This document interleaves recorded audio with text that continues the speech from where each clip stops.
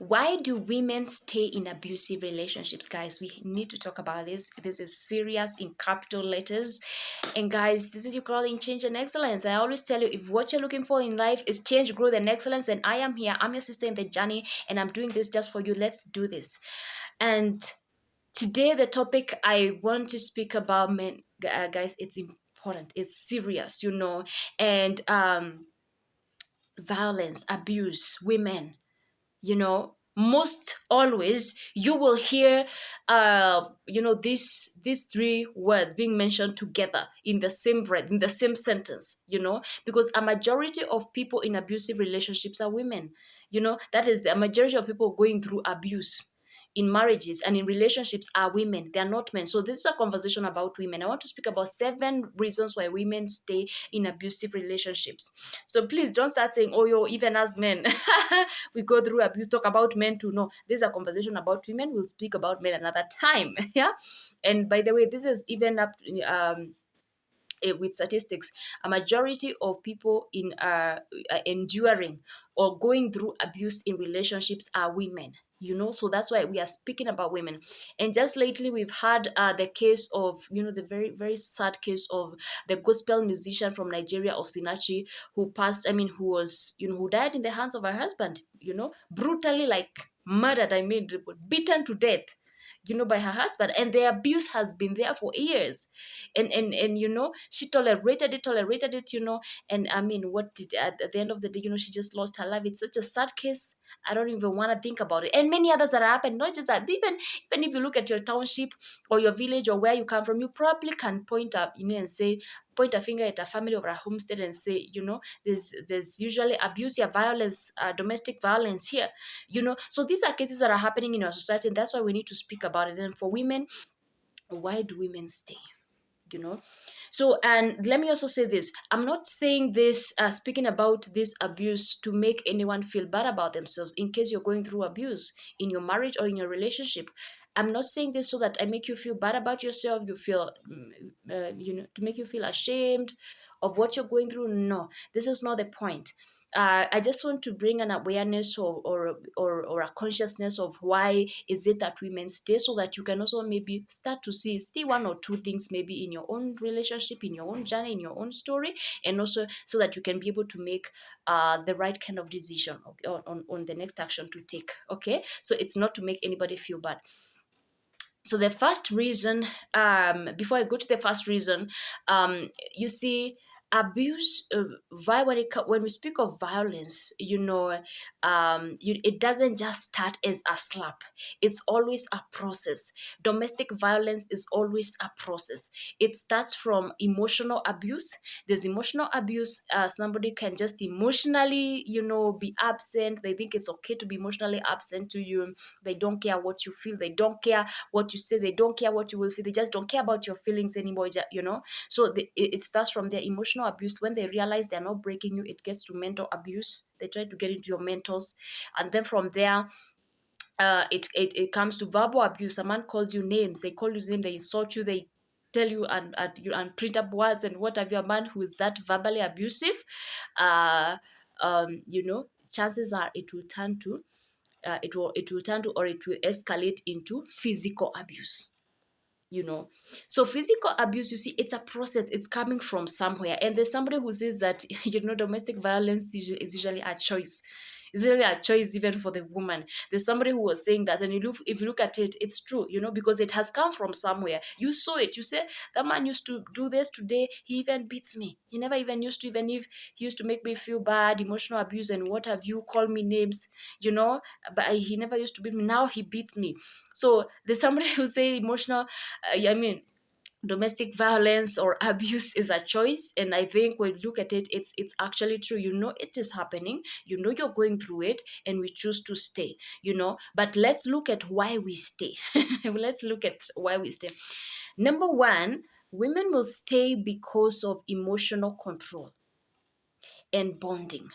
You see, in any love, I mean, when you're in love with somebody, of course, you've invested your emotions. You invest your emotions, and investing emotions and investing them is a process. It's not easy. You've already loved the person. You know, there's that that honeymoon part when you're in any relationship, um, um, and you're falling in love with a person. So there's that part. They are taking you everywhere, buying you flowers and what have you to win your love and everything. There's that process, there's that part. And it's that's where now your emotions are, you are slowly falling in love, you're slowly investing your emotions in this man. And then now when they realize they got you, when they realize you are down for them, like really you are flat on the, you're fallen for them literally. They start emotional manipulation, emotional control. And it could be even their intention was not to love you, it was just to get into you because they know they can get into a woman. Maybe that's how they play with women, could be. And and then from there they can do whatever they want with you because they know you're emotionally invested. They just play with your emotion, manipulate you and all that. So because of that, and there's that bonding, you always feel like, oh, I know my man, even if he's done this, I know my man, and I know he'll come around. Like, I'll just like be quiet for the weekend and then I talk to him on Monday. And then but you're going through abuse, because you are emotionally invested, and then you feel like this is a man for me, this is a man. Like, it's like you think there's no other man in the world because of that one. That is if you're not married. Like, since you're so much invested, there's somebody who said that one of the hardest thing to do in the world is to advise a woman in love. And it's true. you know so because you are so into, you're so bonded to this person, you're so invested your feelings to this person, is like they start controlling you. Someone with a bad ulterior motives, they start now using that to control you. And when women love, they love for real, like, that, right? So emotional control and bonding. Number two, damaged self-worth. Where women stay in abusive relationships, damaged self-worth. So if you have low self-esteem, or you don't know what you deserve, you don't know who you are, what you deserve, what your dreams, you don't have values, you don't have principles, you fall for anything. You'll fall for anything, and for you, then it's like, then anything goes, yeah. Whatever goes, whatever comes, yeah. So, and even if somebody comes, they drink like a fish, they insult you, they do what you for you, since you don't have your own goals, relationship goals, or you don't even know what that is, what to look for in a man. You don't know. You've never even had that. You don't, as long as it's a man who's claiming to love you, you don't know your self-worth, then you will fall for anything. You will fall for even abuse. And abuse is part of anything. You fall for these things. So damaged self-worth, or even somebody told you that, what, you deserve this, you deserve that. Somebody got into your mind. It could be even from family setup where you're brought up, and you tend to believe that you're nothing. You tend to believe, so anything that comes that tries to show you, maybe you are told you are not beautiful, you are told bad things. Look at yourself, look at your soul, your skin, this, that, your body looks like this. So anyone who's coming to your life and any man coming to your life and trying to, like, make you feel good about yourself, make you feel beautiful, make you feel like you're attractive and all that, it's like it's like they are God. You give yourself, you give everything, you take everything, you take the whole package, you take everything, you take anything. And anything is abuse is part of anything.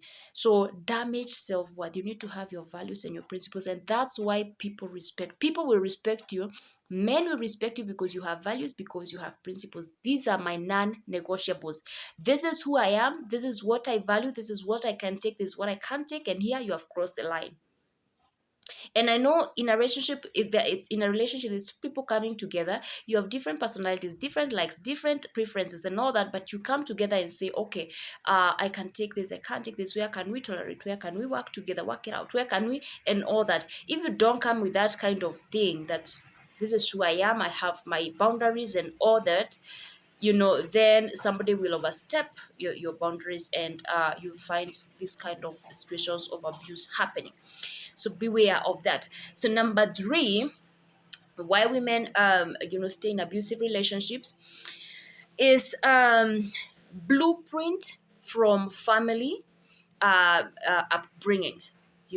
The upbringing, the blueprint you have from your upbringing, because there are people who come from setups where, like, a family setup is where you have a father and a mother and children. So for you, since you have that for yourself, it's like, getting married is like the ultimate goal in life, getting married and having a setup where you have a father, a mother, and a family. So even if you're suffering abuse and you are in that kind of a setup, that's the accepted societal status of a family. you know and if so, you tend to take anything that comes, anything that man does to you, anything, you take it, since like the family setup has to be like that. So you're beaten every day, you're thrown outside, you are slapped, you are kicked, you are, and all that. But to just maintain that, because that's what you have seen. That's a blueprint that you got, from your society, or from where you grew up, from your parents, from the society. That's what you saw. And then also, it can be a situation where the kind of blueprint you have, or where you're coming from, is from an abusive background. Maybe your mother used to be abused, or your parent, or you grew up seeing that in your society, maybe your neighbors or whoever. You saw your mother, also go through that kind of abuse, being thrown outside. So you think, oh, this is maybe part of marriage. Maybe it's acceptable, it's part of marriage. Marriage has difficulties, but we work it out. But you're being beaten every day. You're probably sleeping hungry and outside every day, and you are the one who has cooked. Violence is not part of relationship. Violence is not part of marriage. Please tweet that, or it's not. And there are people who also believe, and I even saw this, like, I saw a Facebook post of a woman. And she was just commenting because of the case of Osinachi, and she was saying, but the man is the head of the family, and the man is the head of the family, and he can do whatever he wants with the wife, because the wife belongs to him. Can you imagine that kind of a thinking to a woman?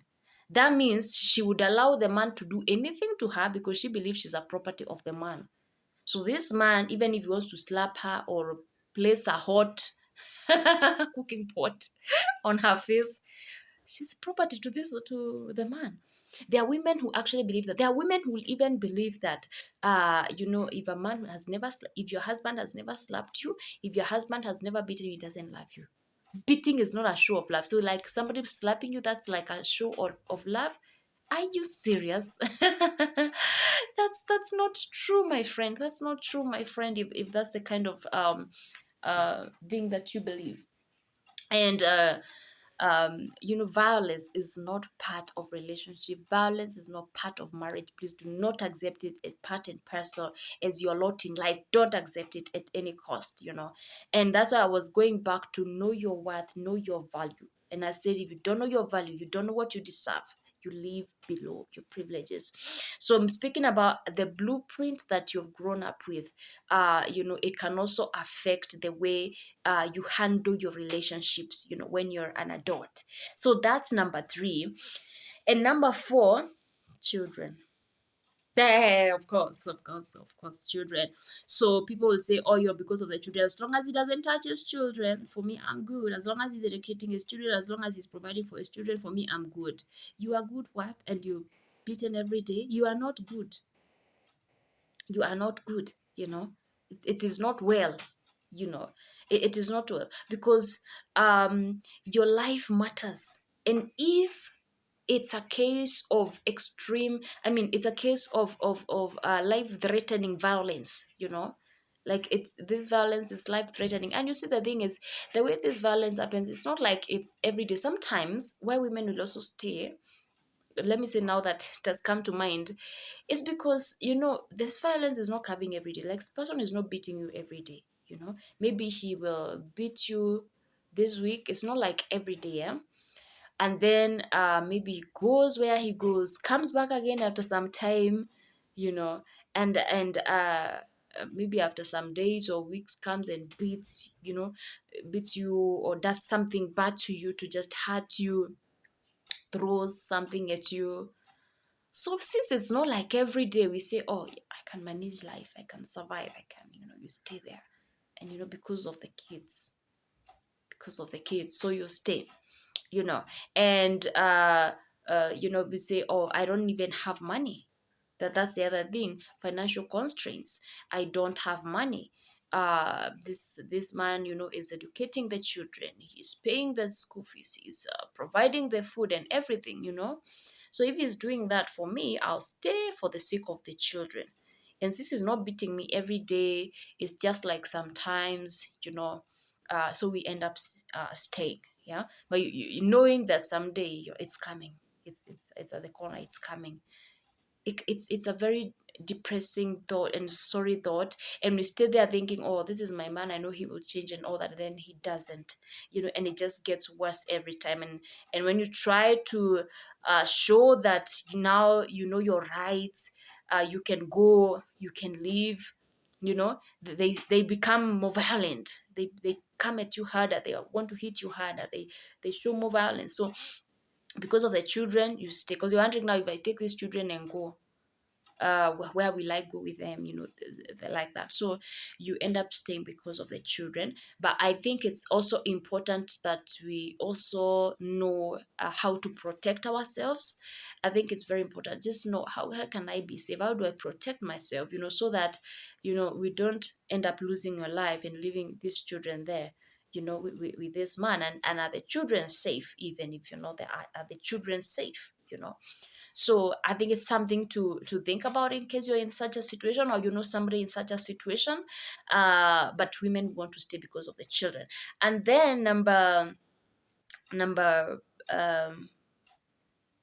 5. Oh, that's, yes, because I've spoken about number 4. I've already spoken about emotional control. I've spoken about damaged self-worth. I've spoken about blueprint. And then number 4, children. Number 5, it's threats. So there are women who will stay in abusive relationships because of threats, because there are men who are powerful in their society, they are known, they are powerful, whether it is big businessmen, like have money, they can do anything, or it's political power, they can call anybody, they know the OCS. OCS is his boy. you know that is the OCPD, I mean those police sergeants, yeah, that's what I'm calling them, like that. And they can do anything, so they threaten you, try and run, I'll track you, I'll find you, and I'll kill you. They'll say that. So you end up fearing, and because your man, possibly he can do that, you end up staying. You don't want the trouble. You want to be there, faithful, humble, meek, with a lot of humility. Because you don't want, so you fear his threats, so you end up staying. So that's another reason why women will stay. But I want to say this, no, he's not God. That man is not God.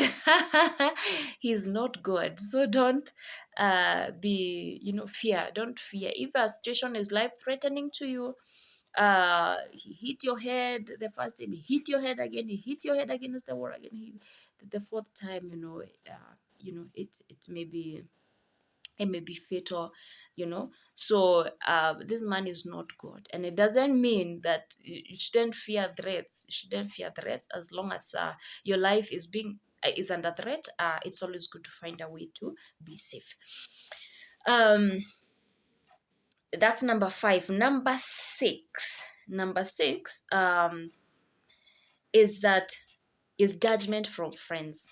Of course you stay because of judgment from friends. You see what people will post on social media is very happy family, vacationing in Mauritius, vacationing in Malindi, vacationing in those places, and good photos, matching pajamas, matching t-shirts, queen, king, his, hers, and all that. Mostly people will not post their struggles, and in any relationship there will be struggles. There'll be disagreement, there'll be some of these things. So we don't want friends to judge you that, oh, she's the first one to, to go through, like, you know such a thing in the family. We've not had that. It's the first one to divorce in the family. We've not had that in the family, and or in the society. Yeah. And some of these societies, they stereotype, or I mean, there's a way they look at, women who have gone through some of these things, like if it's divorce, like if it's abuse, yeah. So there are people who will look at these women like, they're a taboo or something like that. And, they were the ones suffering. They're the victims here. Yeah. So because of that, you don't want that kind of judgment. So you just end up staying, tolerating, you just tolerate, hoping for a situation to get better. Yeah. So judgment from friends will make you stay. And by the way, I always say, please, if you're going through abuse, whether it's emotional, whether it's, please, and it's really getting the better of you, you can't sleep every night, you're in tears every night of that relationship. You're in tears. Please talk to somebody secretly. You can speak to somebody, a friend who cares. Even if it's not a friend, get a therapist or a coach. Myself, I'm a life coach, and I help people deal with some of these things. But when I realize like it's something I can't handle, I'll refer you to a therapist, I'll refer you to a counseling psychologist, I'll refer you to a counselor. Yeah, but judgment from friends can keep you there. That's number 6. So don't fear that. Get us somebody that you can share in case that's the situation you're going through. And then number 7, and this is huge, is I have nowhere to go. I have nowhere to go. You find women who are going through this, and this is mostly for women who are in marriage. I have nowhere to go, because you've already invested in that house that you live. You built that house together. The community there, you've made friends there where you live. So you go where? You start from where? Huh? Those are some of the questions you ask yourself. Your children go to school there in that neighborhood or something like that. Yeah. All your friends are maybe there in that neighborhood. So you're going to start life anew where, how, who, how, when, all these questions you have in your mind, with who, how, like, what's the first thing. So and going to live alone or going somewhere, it's it can be, it's too much. It's too much to think about sometimes when you're used to comfort for a long time. You've been having your own house, having your family, and then all of a sudden you have to think about going out. So it can be, it can be a bit of a challenge. So you find women just staying because I don't know where to go, and I don't know where to start, and I don't even have the money to, and even if I carry the kids, will I provide for them? Yeah. So because of that, women will stay in abusive situations. And unfortunately, you know uh unfortunately, we've had some of these, most of these cases where we've had women are the ones who have been suffering. Women are the ones who have been dying in the hands of their husbands, in the hands of their spouses, in the hands of their partners, in domestic violence. So again, there are people who go through abuse, and the men change, because anybody can change. The men change, and that's why it's always good. Pray for the person. It's good. Pray for the person. Whoever is abusive, pray for them that they change. It's also good to do that. But if you realize really your life is in danger, please, by all means, please just find safety. Find safety, because your life is paramount. Your life is important. You are the most important person in your life. Please take care of you. Take care of you. That's important. And as somebody said, domestic violence is a choice. It is a choice. At the end of the day, it is a choice. It's wrong. It's not right. This man will beat you. This man will do this. Well, even if it's emotional abuse, you've gone through it for a year. You've gone through it, even if it's verbal abuse. you know it's always a choice. And we always have a choice to opt out, or we have a choice to stay in and continue and endure it. you know So that's what I want to just tell you at the end, that you always have a choice. You always have a choice.